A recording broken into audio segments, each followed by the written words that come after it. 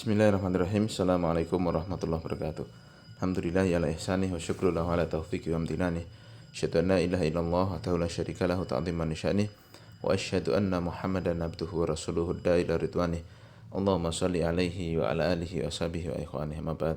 Tulab wa talibat MKW kelas 7 yang dimuliakan Allah Subhanahu wa taala. Alhamdulillah kita sampai di pelajaran ke-25. Dan ini adalah pelajaran terakhir di buku kita semester 1 ini. Dengan judul lanjutan bab termasuk syirik memakai gelang, benang dan sejenisnya sebagai pengusir atau penangkal bahaya. Tujuan dari pembelajaran kita di bab ini yang pertama, murid dapat menjelaskan makna firman Allah Ta'ala wa ma yu'minu aktsaruhum billahi illa wa hum musyrikun. Kemudian yang kedua, murid dapat menganjurkan kepada orang lain untuk menghilangkan simbol-simbol kesyirikan semaksimal mungkin. Lalu yang ketiga, murid dapat menyebutkan contoh menggantungkan sesuatu yang termasuk kesyirikan. Nah, kita baca dalil utama dari bab kita ini. Walibni Abi Hatim an Hudzaifata annahu ra'a rajulan fi yadihi khaitun minal humma. Dan diriwayatkan oleh Imam Ibnu Abi Hatim bahwa sahabat Hudzaifah Ibnul Yaman radhiyallahu ta'ala anhu, beliau melihat seorang laki-laki yang di tangannya ada benang khaitnya di tangannya. Jadi tangannya laki-laki itu dikalungi benang begitu. Nah, minal humma, yang tujuan dari pengalungan atau pemakaian benang di tangannya itu adalah untuk mengobati sakit panasnya. Nah, paham ya? Jadi sahabat Hudzaifah bin Yaman melihat ada orang nih ya. Orangnya itu pakai benang di tangan.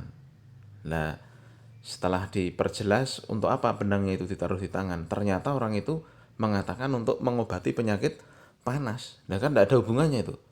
Ya, penyakit panas kok dikasih benang, nggak ada hubungannya. Ya. Maka apa yang terjadi kemudian? Faqata'ahu.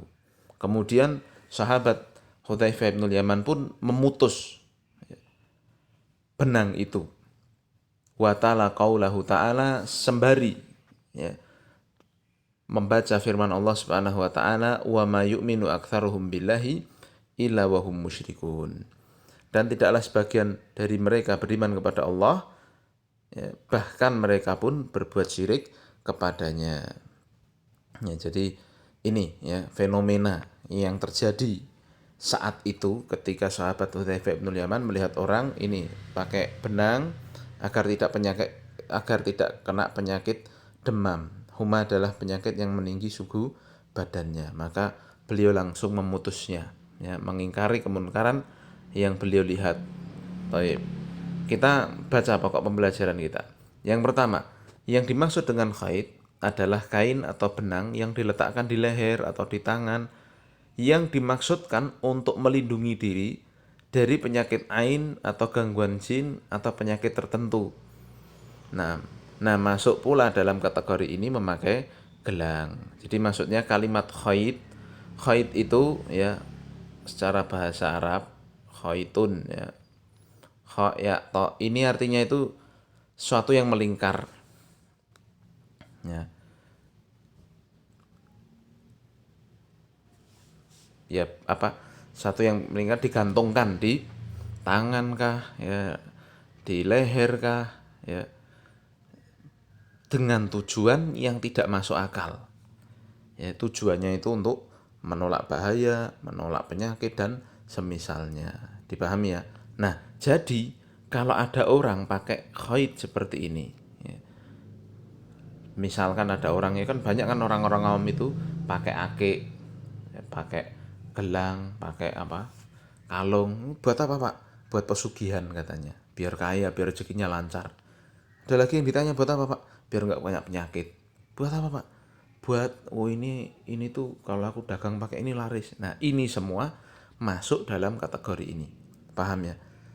Nah, ini adalah pemakaian khait, pemakaian satu yang melingkar yang dilarang. Dipahami? Taib. Nah, lalu kalau misalkan lihat ibunya pakai gelang, Bu, gelangnya buat apa? Ya buat hiasan aja biar di rumah misalkan suaminya melihat enak begitu misalkan. Tidak ada tujuan-tujuan tertentu. Bagaimana hukumnya? Secara asal hukumnya dibolehkan. Dipahami ya? Jadi berbeda antara memakai dengan ada keyakinan tertentu yang salah, nah itu yang tidak dibolehkan, dan memakai hanya untuk sekedar perhiasan. Misalkan ya perempuan pakai kalung misalkan, tujuannya untuk apa? Ya untuk perhiasan. Ya. Jadi ibu-ibu biar bapaknya senang misalkan, ya tidak masalah kalau untuk itu aja. Dipahami? Taib. Kemudian yang kedua, wajibnya menghilangkan kemungkaran bagi yang mampu. Sahabat Hudzaifah radhiyallahu anhu melihat seorang laki-laki yang memakai benang di tangannya dalam rangka melindungi diri dari penyakit demam. Ya kan tidak ada hubungannya kan penyakit demam dengan benang ya. Maka beliau memutuskan benang tersebut sebagai bentuk pengingkaran.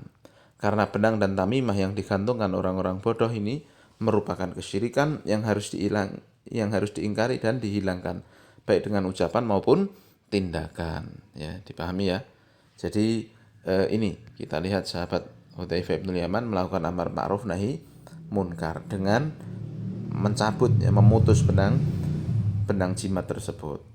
Kemudian yang ketiga, wajibnya berhati-hati dari tercampurnya keimanan dengan kesyirikan. Orang-orang musyrik mengakui tauhid rububiyah sehingga mereka menyekutukan Allah dalam tauhid uluhiyah. Ini penting nih, tolong kasih garis bawah. Jadi orang musyrik itu mengakui Allah dalam tauhid rububiyah. Mereka kalau ditanya siapa yang menciptakan alam semesta, ya Allah jawabannya.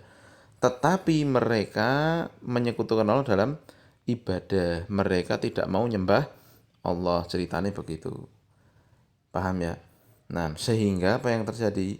Mereka itu ya menyembah Allah plus menyembah selain Allah. Ya, oleh karena itu, pengakuan mereka terhadap tauhid rububiyah tidak memasukkan mereka ke dalam Islam. Jadi orang musyrik itu mengakui yang menciptakan alam semesta adalah Allah, tetapi mereka juga punya ya sesembahan selain Allah. Ya, Kiai Slamet kah?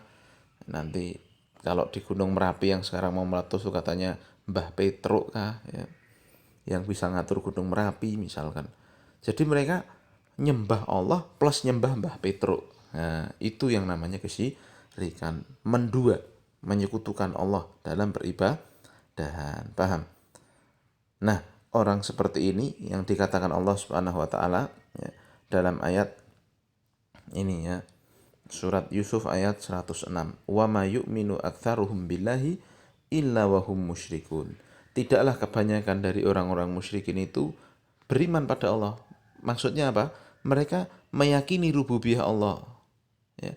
Kecuali ya, mereka dalam keadaan mempersekutukan Allah. Jadi mereka percaya pada satu sisi, syirik pada satu sisi. Kapan mereka percaya? Mereka percaya dengan tauhid rububiyah yang menciptakan Allah, yang menciptakan alam semesta adalah Allah, yang menciptakan langit bumi, yang menciptakan segala sesuatu adalah Allah. Mereka tahu itu. Tapi pada saat yang bersamaan mereka menyekutukan Allah. Bagaimana caranya? Ya tadi, ya mereka meyakini kalau yang khusus mengatur Gunung Merapi itu adalah Mbah Petruk. Contohnya begitu. Jadi mereka meyakini Allah di satu sisi, mereka meyakini Mbah Petruk di satu sisi. Dipahami?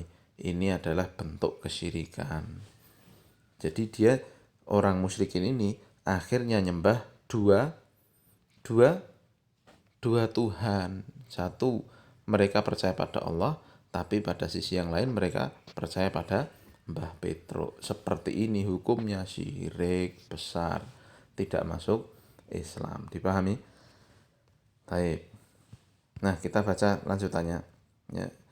Jadi mereka menyekutukan Allah dalam tauhid, mereka beriman pada Allah dalam rububiyah, tapi mereka menyekutukan Allah dalam uluhiyah. Paham ya?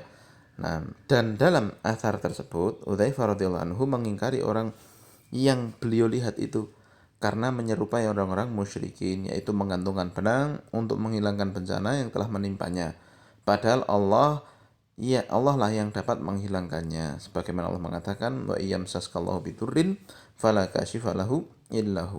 Dan jika Allah menimpakan satu kemudaratan kepadamu, maka tiada yang bisa menghilangkannya kecuali Allah sendiri. Paham ya? Jadi semua ya itu datang dari Allah, maka Allah lah yang berhak untuk disembah. Paham ini? Nah, ini pendasaran kita tentang tauhid ya. Insya Allah akan kita bahas di semester berikutnya dalil-dalil lanjutan dari pelajaran kita ini. Dan evaluasinya tolong dikerjakan.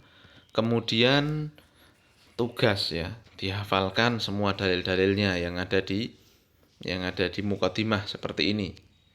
Ya, yang setelah mid semester kemarin sampai bab 25 ini. Ya, nanti sebentar lagi minggu depan ya kita ada ulangan harian. Materinya setoran hafalan dalil yang ada di mukadimah itu semuanya. Demikian yang bisa kita bahas pada kesempatan ini. Ada kekurangan selama membawakan kitab ya, Tauhid semester 1 ya, jilid 1 ini mohon dimaafkan, dan insya Allah semoga ke depan bisa ketemu ya di kelas dengan lebih baik ya, karena memang walaupun online tetapi kita semua tetap harus berusaha memaksimalkan pembelajaran yang kita peroleh. Semoga apa yang saya sampaikan dipahami, dan ada kekurangannya mohon dimaafkan. Subhanakallahumma wa bihamdika asyhadu an la ilaha illa anta astaghfiruka wa atubu ilaik. Assalamualaikum warahmatullahi wabarakatuh.